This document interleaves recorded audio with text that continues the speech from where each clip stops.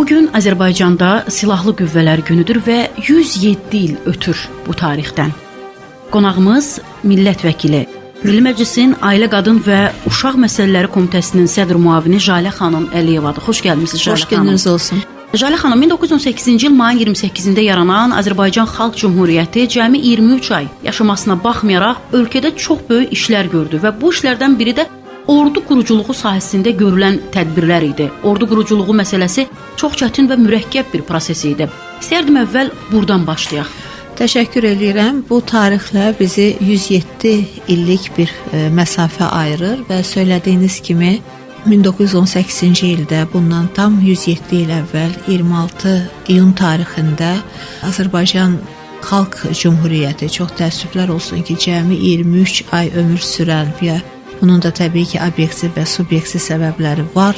Bu Cümhuriyyət tərəfindən deməli həmin gün elan edildi Silahlı Qüvvələr Günü və biz bugün 107 illik məsafəyə baxdığımızda əlbəttə ki, Azərbaycanımızın yenidən müstəqillik əldə etdikdən sonra bütün sahələrdə olduğu kimi eyni zamanda ordu quruculuğu sahəsində də əldə etdiyi uğurları, nailiyyətləri bir daha görürük, izləyirik və 107 il bundan əvvəl təsis edilən bu gün və yaradılan silahlı qüvvələr əlbəttə ki, Azərbaycanın bütövlüyü, Azərbaycanın təhlükəsizliyi, sərhədlərinin bütövlüyü uğrunda mübarizə aparıb. Çox təəssüflər olsun da bir daha qeyd etmək istəyirəm ki, bu Cümhuriyyətin ömrü çox az sürüb və daha sonraki dövrlərdə bu 23 aylıq müstəqillikdən sonra təbii ki, Azərbaycanın böyük bir imperiyaya, belə deyək ki, ilhaq edilməsi və SSR məkanının bir respublikası olması əlbəttə ki, müstəqil kadrların ordu quruculuğunda iştirak edə biləcək olan kadrların yetişməsini də əngəlləyirdi. Buna baxmayaraq çox milyonlu izləyicimiz, dinləyicimiz yəqin ki, çox yaxşı xatırlayır ki, belə çətin zamanlarda tamamilə Sovet quruluşunun bərqərar olduğu və bu mexanizmin bütün sahələrdə inkişaf etdiyi və işlədiyi bir zamanda məhz Azərbaycan xalqının böyük oğlu Heydər Əliyev Azərbaycanda Cəmşid Naxçıvanski adına hərbi liseyin açılmasına nail ola bildi. Bu böyük bir iş idi. Bu, bəli, bizə bəlkə bugün çox asan gələ bilər. Biz müstəqil bir ölkəyik, suveren bir ölkəyik, öz taleyimizi, öz müqəddəratımızı həll etmək, qərar vermək iqtidarındayıq. Amma asılı bir respublika olaraq hərbi kadrların yetişəcəyi bir, belə deyək ki, subyektin yaradılması, bir qurumun yaradılması nə qədər böyük bir cəsarət istəyirdi, nə qədər böyük bir qüvvə istəyirdi, səy istəyirdi və eyni zamanda gələcəyi görmə bacarığı istəyirdi ki, bunu da Ulu Öndər Heydər Əliyev etdi. Bütün tabulara rəğmən, bütün çətinliklərə, qadağalara rəğmən o Azərbaycanda, Bakıda Naxçıvanski adına hərbi liseyi yaratmağı bacardı və həmin gündən etibarən orada təhsil almağa başlayan müdavimlər illər sonra artıq müstəqil Azərbaycanımızın ordu quruculuğunda əhəmiyyətli yerdə gələn hərbi kadrlar oldular və yəqin ki, biraz sonra bu mövzuya toxunacağıq, mən silsiləli olaraq söyləyirəm və bundan 5 il əvvəl əldə etdiyimiz böyük zəfərdə əlbəttə ki, həmin elə ordunun, deyək ki, bir zamanki müdavimləri, həmin ordunun artıq general rütbəsinə gəlmiş, deyək ki, zabitləri nə qədər böyük bir iş gördülər Azərbaycanın böyük zəfərinin əldə edilməsi üçün. Yəni bunu nəyə görə deyirəm? İllər əvvəl sanki Azərbaycanın bu gününü, Azərbaycanın hər an ola bilər ki, işğal altına düşə biləcəyi ehtimalını və bundan qurtulmaq üçün mütləq və mütləq öz ordusunun, öz zabitlərinin, öz texnikasının olmasını gərəkdiyini Ulu Öndər Heydər Əliyev bir peyğəmbər dəqiqliyi ilə ölçmüşdü və bu məktəbi təsis etmişdi. Bəli, hətta 98-ci il mayın 22-sində milli lider Heydər Əliyevin imzaladığı sərəncamla da məhz 26 iyun Silahlı Qüvvələr Gününün elan olunması da böyük iş idi. Bəli, həm qədirbilənlik idi. Əlbəttə ki. Deyək ki, Cümhuriyyətin yaradıcılarının başladığı, amma təəssüflər olsun ki, yarımçıq qalan, yarımçıq qoyulan ideyaları davam etdirildi və deyək ki, bu tarix bir başqa bir günə də təsadüf edə bilərdi. Bir başqa, daha əvvəldən zaten daha əvvəlki deyək ki, hakimiyyət tərəfindən daha fərqli bir tarix seçilmişdi Silahlı Qüvvələr gününə. Amma Ulu Öndər Heydər Əliyev məhz belə deyim ki, tarixə hörmətlə, tarixə qədir-bilənliklə yanaşaraq həm də Azərbaycan tarixinin mövcudluğunu yaşatmaq üçün bir daha bu qərarı verdi, bu fərmanı imzaladı və 1918-ci ildə elan edilən 26 iyun Silahlı Qüvvələr günü bir daha təsis edildi Azərbaycanda, qüvvəyə mindi. Həmin gündən etibarən də Azərbaycan olaraq, ölkə olaraq, xalq olaraq biz 26 iyunu Silahlı Qüvvələr günü olaraq qeyd edirik. Jalə xanım, milli dövlətin meydana gəldiyi ilk gündən Ermənistan öz ərazisini məhz Azərbaycan ərazisi hesabına genişləndirmək üçün silahlı cəhdlər göstərirdi və hətta həmin illərdə belə Azərbaycan ordusu Ermənistan ordusunun təcavüzkar hücumlarının qarşısını dəfələrlə uğurla alırdı. Amma 2000-ci ildə 5 il öncə səbir kasamızı daşırdılar və Ali Başkomandanın əks hücum əməliyyatından sonra 30 ilə yaxın müddətdə işğalda qalan torpaqlarımız elə özümüzə qaytarıldı. Məhz Azərbaycan ordusunun gücü, şücaəti, mərdliyi sayəsində. Təbii ki, bütün bu proseslər dəmir yumruğun çağırışı altında baş verirdi. Bəli. Və bugün Azərbaycan ordusu artıq bütün dünyaya özünü sübut edən bir ordudur. Öz sözünü deyən, qüdrətini göstərən ordudur.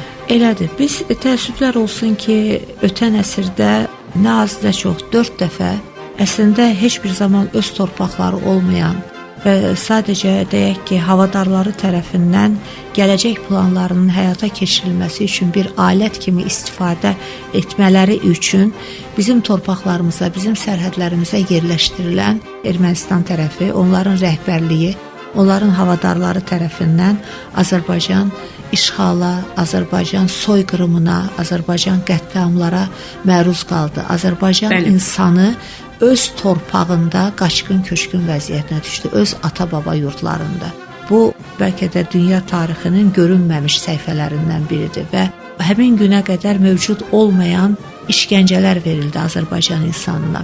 Sırf böyük planı həyata keçirmək üçün. Və söylədiyiniz kimi biz işğala tam 30 ildən artıq, belə deyək ki, səbr etdik. Biz bu müharibənin sülh yolu ilə, danışıq masaları arxasında bitəcəyinə, həll olunacağına ümid etdik, çağırış etdik dəfələrlə qarşı tərəfə. Təəssüflər olsun ki, bizim bu sülhpərvər çağırışlarımız, istəklərimiz cavabsız qaldı. Tək Ermənistan tərəfindən. Yəni BMT-nin cənab prezidentin də qeyd etdiyi kimi, çox üzr istəyirəm, BMT-nin belə qətnamələrini cənab prezident dəmir yumruğu ilə bütün dünyaya sübut etdi. Onu belə göz ardı etdilər və BMT-nin qətnamələrini biz yerinə yetirdik. Bizim imkanlarımızla, Azərbaycan imkanları ilə həyata keçdi. Təsəvvür edin ki, bir nadinc uşaq valideyn o qədər səbr eləyir, dözür. Axırda valideynin səbir kasası daşanda o uşağa qarşı müəyyən ciddi tədbirlər görür. Eləcə də yəni Azərbaycan hakimiyyəti, Azərbaycan ordusu, Azərbaycan xalqı bu illər ərzində səbr etdi. Öz mərifət, öz tərbiyə libasına bürünərək. Müharibə istəmədik. Əlbəttə ki. Şəhid qanı axıdılmasını istəmədik, gənclərimizin ölməsini istəmədik. Və bizim heç kimin torpağında gözümüz olmadı, yoxdur, bundan sonra da olmayacaq. Amma bizim istədiyimiz bizə aid olanın bizə qayıtmasıdır. Bizə aid olana göz dikilməməsidir və bunun üçün biz mübarizəmizi apardıq. 30 il danışıqlar masası arxasında apardıq, amma bütün çarələr tükəndikdən sonra cənab prezidentin də söylədiyi kimi artıq bizə heç bir belə deyim ki, şans, işıq yolu qoymadıqdan sonra biz əlbəttə ki, anti-hücum əməliyyatlarını həyata keçirtdik. Bundan 5 il əvvəl, daha sonra antiterror əməliyyatlarını həyata keçirdik və bütün ərazilərimizdə biz öz suverenliyimizi elan etdik və bugün artıq Azərbaycan müstəqil və suveren bir ölkədir. 3 rəngli bayrağı bütün ərazilərimizdə dalğalanır. Nə xoş bizə ki, biz ötən il bütün ərazilərimizdə o müstəqilliyini əldə etdikdən sonra heç bir zaman seçkilərdə iştirak edə bilməyən ərazilərimizdə və həmin ərazilərin vətəndaşlarının da iştirakı ilə indi belə söylənəndə insan kövrəlir həqiqətən. Biz prezident seçkisi keçirdik, biz parlament seçkisi keçirdik. Biz indi o torpaqları qururuq, yaradırıq. Əvvəlkindən də daha gözəl bir cənnət məkana çeviririk və bütün dünyaya güclü bir Azərbaycan olaraq dəmir yumruqlu, dəmir iradəli dönməz mövqeli Azərbaycan olaraq açılırıq, pəncərəmizi açırıq, qapımızı açırıq. Və düşünürəm ki, bunlar çox əhəmiyyətli amillərdir və bu gün biz 26 iyun tarixi ərəfəsində danışarkən əlbəttə ki, böyük bir qürur hissi keçirdirik. Ölkəmizlə qürur duyuruq. Ordumuzla qürur duyuruq. Şəhidlərimizə Allahdan qəni-qəni rəhmət diləyirik. Qazilərimizə can sağlığı diləyirik və hər zaman söylədiyimiz duanı bir daha edirik ki, Tanrı xalqımızı, ölkəmizi, ordumuzu və prezidentimizi qorusun. Bugün qürurla deyə bilərik ki, Azərbaycan iqtisadi və siyasi baxımdan böyük nailiyyətlərə imza atmaqla yanaşı, eyni zamanda ordu quruculuğu sahəsində də çox böyük uğurlar qazanıb.